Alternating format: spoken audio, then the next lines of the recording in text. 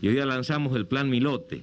Van a ser más de entre 10.000 y 12.000 lotes lo que vamos a hacer en distintos lugares de la provincia.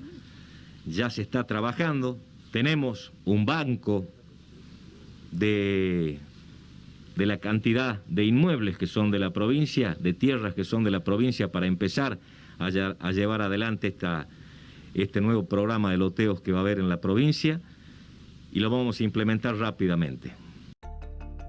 El 23 de junio de 2020, en plena pandemia, el gobernador de Salta, Gustavo Sáenz, anunciaba con bombos y platillos el Plan Mi Lote.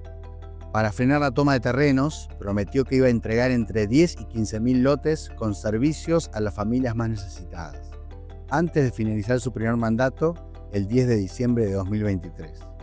5 años después, esa promesa está muy lejos de cumplirse. Aunque las ocupaciones ilegales disminuyeron, el gobierno solo entregó unos 500 lotes de lo más de 10.000 que había prometido. Mientras tanto, más de 20.000 familias inscritas en el Instituto Provincial de la Vivienda siguen esperando un lugar donde construir su hogar.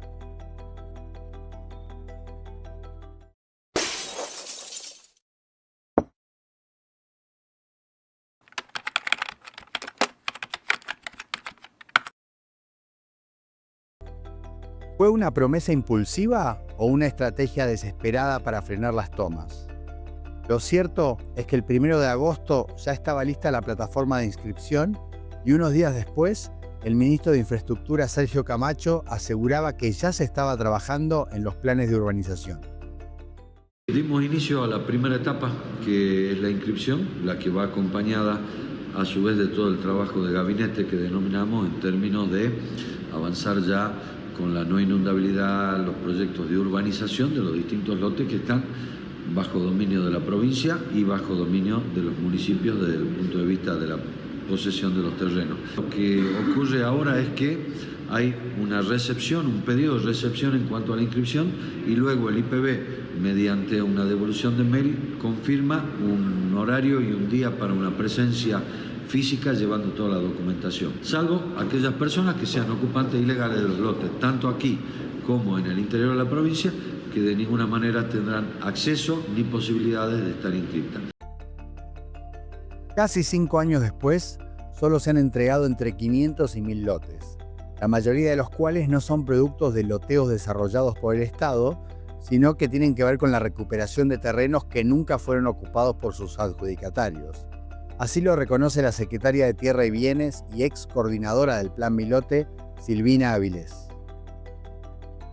Primero es importante aclarar que el plan de lote no solo cubría lo que era entrega de lotes, sino que sobre todo se avanzaba en los procesos de adjudicación, porque para entregar lotes muchas veces nos pasaba, y nos sigue pasando, que al no haber un proceso de escrituración o adjudicación, la gente los que ya tienen lotes no están inscritos en ningún lado, o sea, no están registrados en inmueble. Si me preguntas cuántos lotes se entregaron, y podemos decir que se deben haber entregado unos 1.000 lotes, 500 lotes, entre 500 y 1.000 lotes. Pero ¿cómo se entregaron estos? Se entregaron, por ejemplo, en la Candelaria, en la Merced, se fueron entregando manzanas que ya tenía la provincia destinada a ser entregada, y que se les terminó poniendo los servicios, porque la idea era no entregar lotes sin servicio, sino con servicio.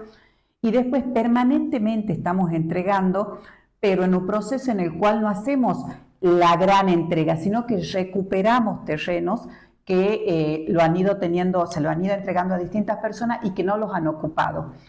Otra cosa que también es importante aclarar, que cuando empieza el plan Mi Lote, había lotes disponibles, y cuando se le empieza a poner servicios, surgen las viviendas, que no sé si te acuerdas del plan de vivienda de Nación, sí, en el cual existía la posibilidad de que la provincia pueda construir vivienda. Entonces, ante entregar un lote vacío y entregar un lote con vivienda, se dio prioridad a las viviendas. El problema no fue que se priorizara la construcción de viviendas, tampoco que se entregaron entre 10.000 y 12.000 casas que podrían haber justificado este desvío de recursos. Lo que sí ocurrió fue una clara orientación hacia sectores de ingresos medios y altos, dejando afuera a los que más lo necesitan. En una provincia donde 4 de cada 10 trabajadores están en la informalidad, exigir ingresos demostrables para acceder a una vivienda es excluir a miles de familias desde el inicio. Mónica Flores, profesora adjunta del Seminario de Antropología Urbana de la Universidad Nacional de Salta, lo vivió de cerca.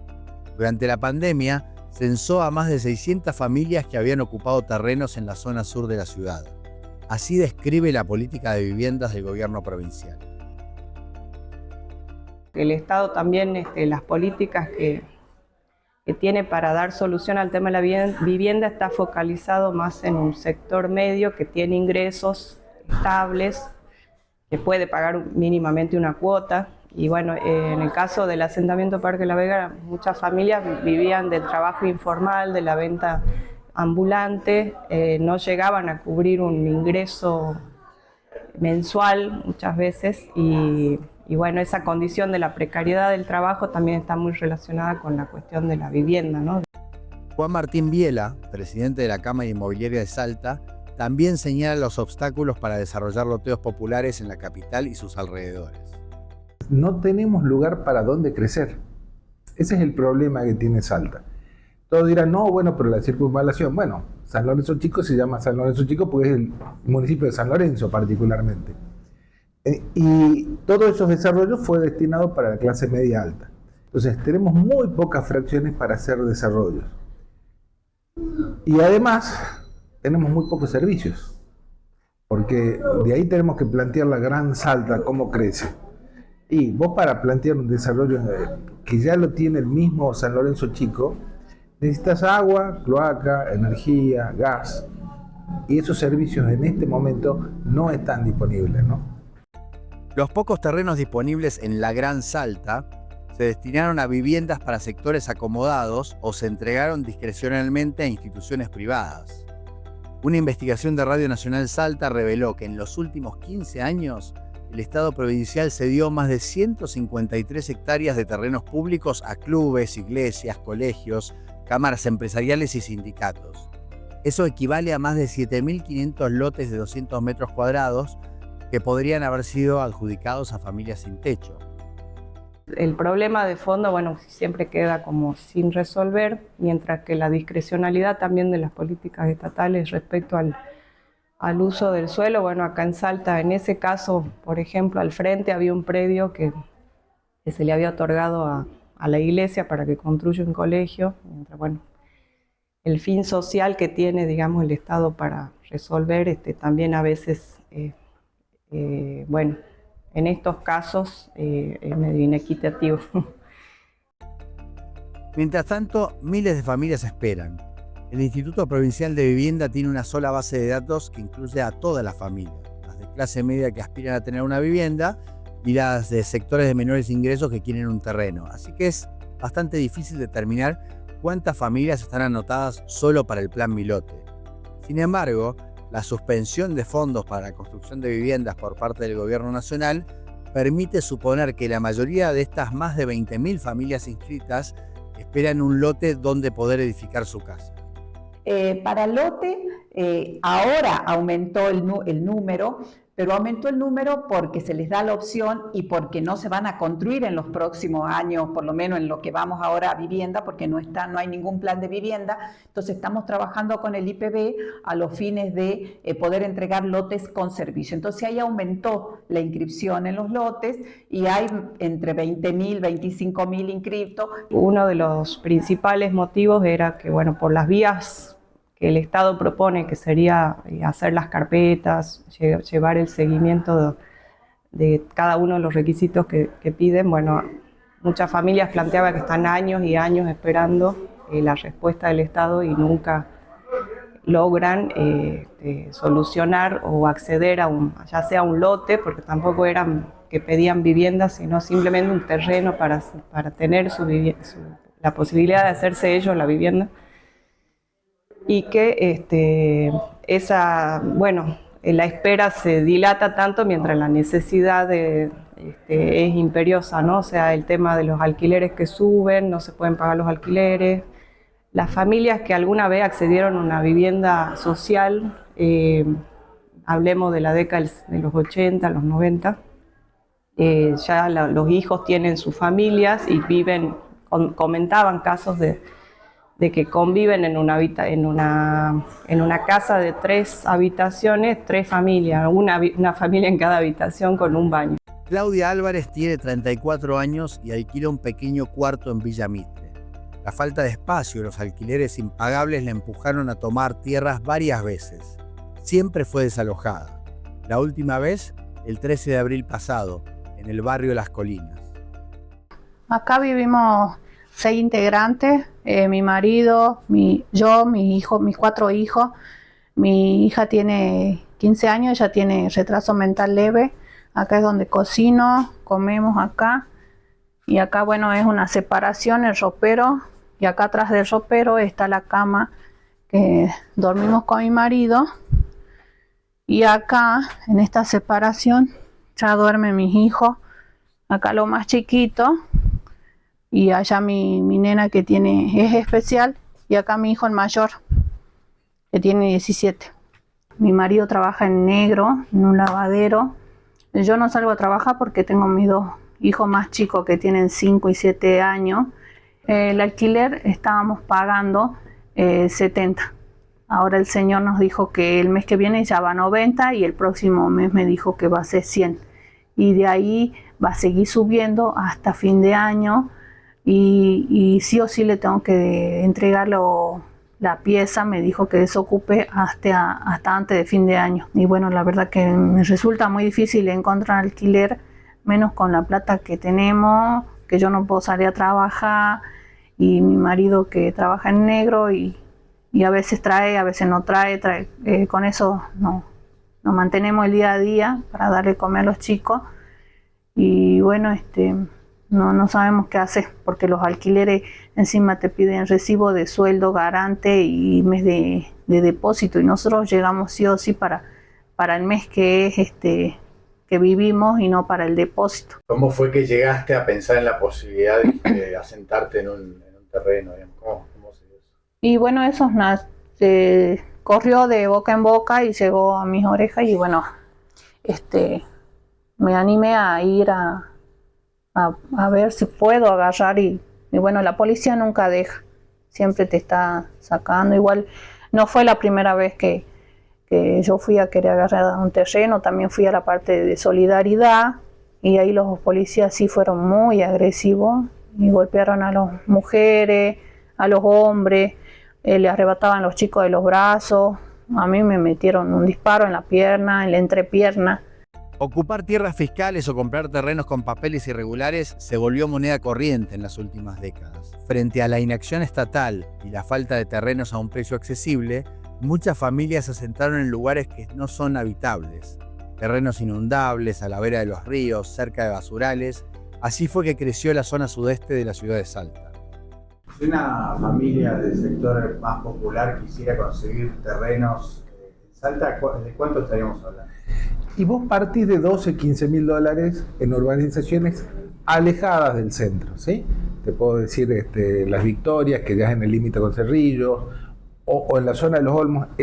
Salimos prácticamente del ejido de la capital, porque en la capital el desarrollo actual es en altura, ¿sí? Los 2 grandes predios que quedaban se han destinado a la construcción de viviendas, que es Pereira Rosa, lo que es la cerca del Estadio Martí Arena. No hay otras grandes fracciones, ¿no? Un crecimiento demográfico importante en los últimos tiempos, y las pocas zonas que fueron quedando con posibilidad de uso son terrenos cada vez más degradados, cerca del basural o cerca de zonas inundables, que son las características de los asentamientos que han crecido mucho a partir del 2000 en adelante, sobre todo en la zona sudoeste y otra zona de la ciudad, pero bueno, ha crecido mucho, y ese crecimiento no va acompañado de políticas habitacionales que lo contengan. Entonces, cuando ya se producen,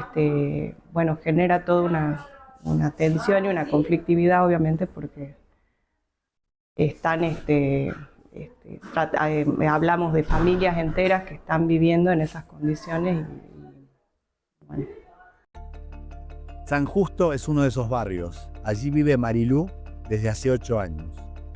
Vine a vivir acá en cuestión de que yo vivía alquilando.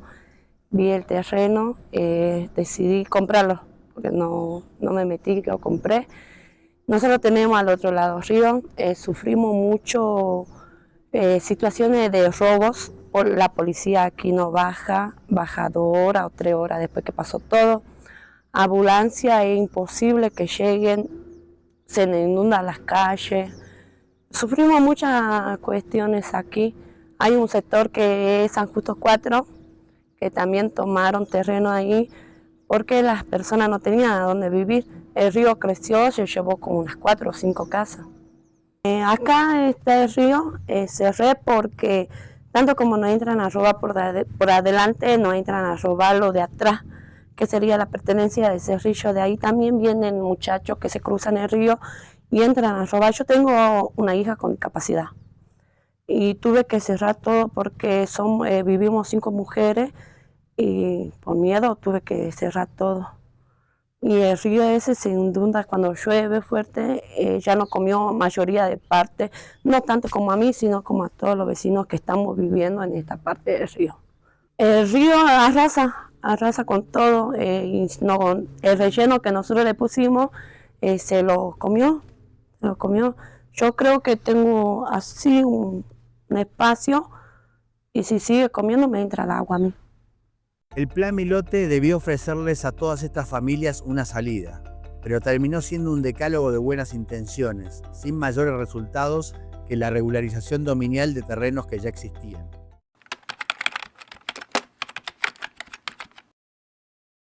Se presentaron 4 empresas con valores demasiado altos de mercado.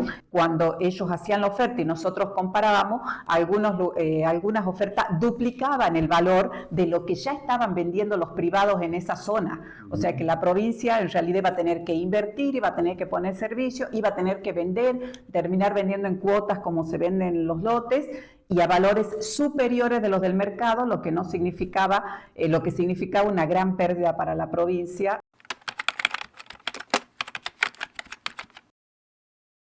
No se hizo, no se concretó finalmente.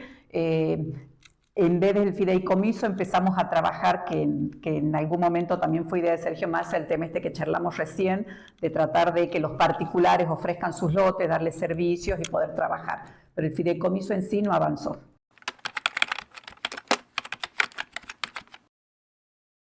Y el expropiar significa terminar pagando esos terrenos, significa un juicio, hay que pagar. Hoy la provincia no cuenta con los fondos para pagar esos terrenos.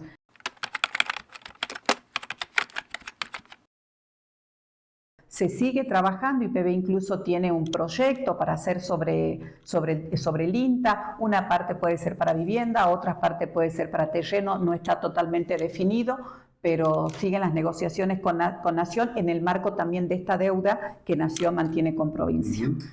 Todos los intentos del Estado por adquirir tierras accesibles y habitables fracasaron. En estos 5 años, las familias se multiplicaron y la demanda de terrenos no hizo más que crecer. Y hoy, como hace 5 años, miles de salteños siguen esperando que el Estado cumpla su promesa más básica, un lugar donde construir un futuro. Y la verdad que nosotros ya no podemos pagar un alquiler. Y cada vez los chicos crecen más y necesitan su lugar. Y otra que es algo necesario para cualquiera, yo creo, tener una casa propia y que sus hijos vivan cómodamente y tener su privacidad. Y saber que si el padre o la madre le pasa algo, los chicos saben dónde estar y dónde quedarse. En Capital y alrededores no tenemos terrenos de la provincia, vuelvo a insistir. La única posibilidad es poder adquirir terrenos en algún momento. A lo mejor se puede avanzar como está avanzando el IPB, y esto lo digo, a lo mejor podemos pensar en algo así, como que un ahorro previo en el cual alguien ponga algo de dinero, podamos comprar. Ojo que esto no es algo oficial, sino es que algo que lo estuvimos charlando con Laura Caballero, con todo, buscando distintas alternativas, ¿no? 500 terrenos para una promesa de entre 10 y 12.000, ¿no? Muy poco. La demanda siempre va a existir, siempre vamos a ir desgraciadamente por detrás de la necesidad, porque no es que entregamos y bajó la demanda, entregamos y la demanda sube.